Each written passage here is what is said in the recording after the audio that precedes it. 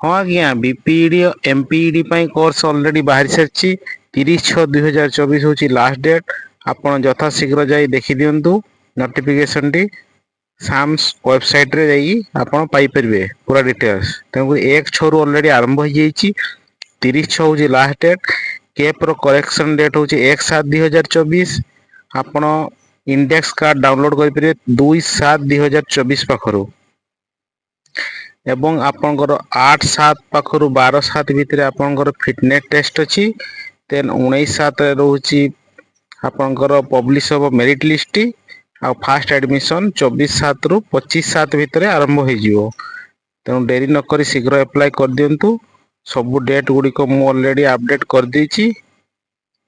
First selection, second selection, third selection एवं class start हो 6/8/2024 रु।